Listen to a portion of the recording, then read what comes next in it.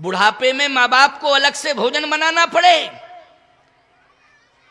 तुमको जन्म दिया, तुमको होश में लाए हो, तुम्हारी जिंदगी को उन्होंने ये प्रयास किया कि या तो हम किसान बना दें अपने बेटे को अच्छा, और यदि बेटा शिक्षा की क्रांति में आगे बढ़ता है तो हम उसे कलेक्टर बना दें, और यदि वो किसान अच्छा बनता है तो हमारे आशीर्वाद से वो किसान ही नहीं रहेगा, वो किसानों का नेता बन के मिनिस्टर हो सकता है। प्यारे, भावना उसकी जुड़ी है। बोलो, जुड़ी है कि नहीं जुड़ी है?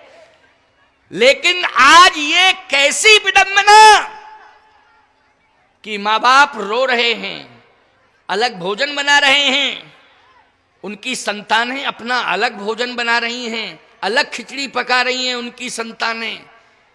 कारण क्या है प्यारे? कारण ये विडंबना है। ऐसे कम उदाहरण हैं, शायद 10-20% ऐसे उदाहरण होंगे कि पति भोजन अलग बना रहा हो, पत्नी भोजन अलग बना रही हो।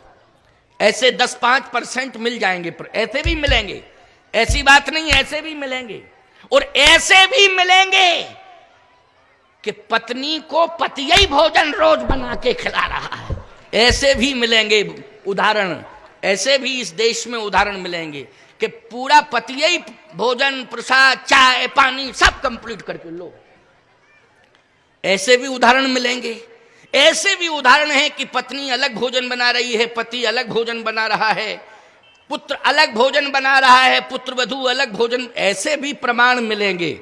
लेकिन 60% प्रमाण ऐसे मिल रहे हैं कि जिनमें माता पिता भोजन अलग बना रहे हैं और पुत्र और पुत्र वधू भोजन अलग बना के तैयार कर रहे हैं। बोलो, ये विडंबना नहीं है तो क्या है? ये विडंबना है। मां बाप को भोजन भी नहीं करा सकते हो तुम।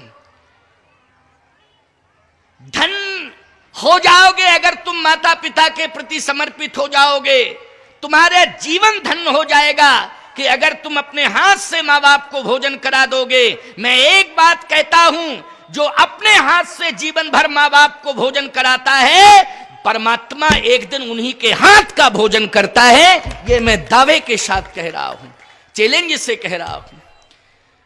अर्थ, धर्म, काम, मोक्ष, ये 4 पदार्थ होते हैं। अर्थ, धर्म, काम, मोक्ष। ये किसके हाथ में आते हैं ये चारों पदार्थ?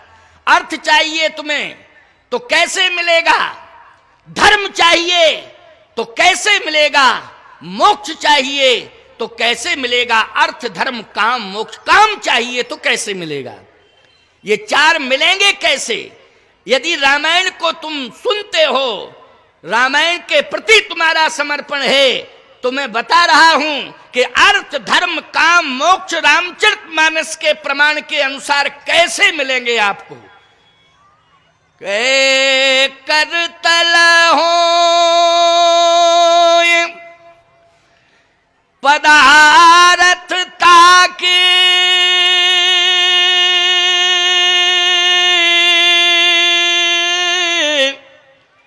प्रिय पितु मातु प्राण समझा के, प्रिय पितु मातु प्राण समझा के।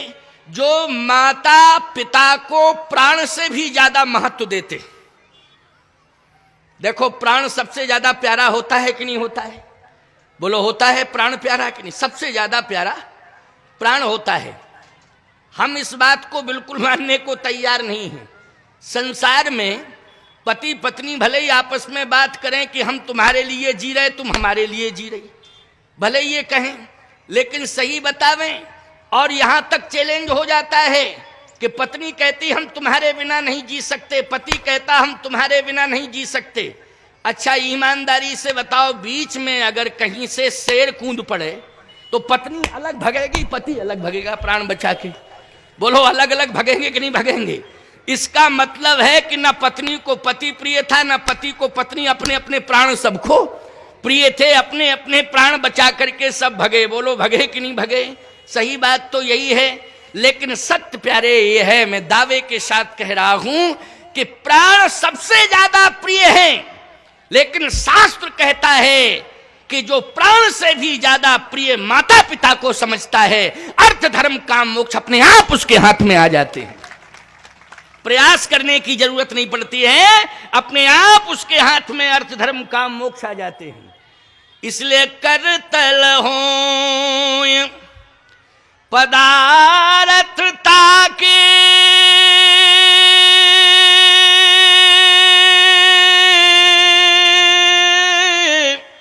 ओ प्रिय पितु मातु प्राण समझा के।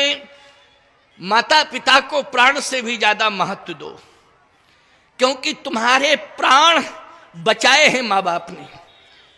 बोलो बचाए प्राण कि नहीं बचाए? अच्छा बोलो भाई, तुम माँ के उदर में थे, उदाहरण दे रहा हूं, माँ के उदर में थे, ठंडी का मौसम है, समझना इस बात को, ठंडी का मौसम है और तुम माँ के उदर में हो, और जनवरी की कड़ाके की ठंडी में माँ 2 किलो दही में शक्कर डाल के जनवरी के रात्रि के 12 बजे पी जाए। बोलो भाई, तो तुम्हारा क्या होगा अंदर? तुम पेट में हो और वो 2 लीटर दही जाएगा अंदर। बोलो उस समय तुम्हें कौन याद आएगा? जल्दी बोलो, बोलो कौन याद आएगा? मैं मानता हूं कि मां को भी नुकसान पहुंचेगा, मां को भी नुकसान पहुंचेगा, शायद मां भी जिंदगी और मौत की लड़ाई लड़ने लग जाए। लेकिन सत्य कहता हूं आपसे, एक बार मां भले ही सोच ले कि मुझे दही पी के मरना है, मुझे जहर पी के मरना है, लेकिन जैसे ही वो दही हो चाहे जहर हो मुंह पर आएगा तो बेटे की याद आएगी कि नहीं नहीं, बेटा मेरे उदर में है, इसके प्राण बचाना मेरा परम धर्म है। बोलो भाई, इसके प्राण बचाना मेरा परम धर्म है।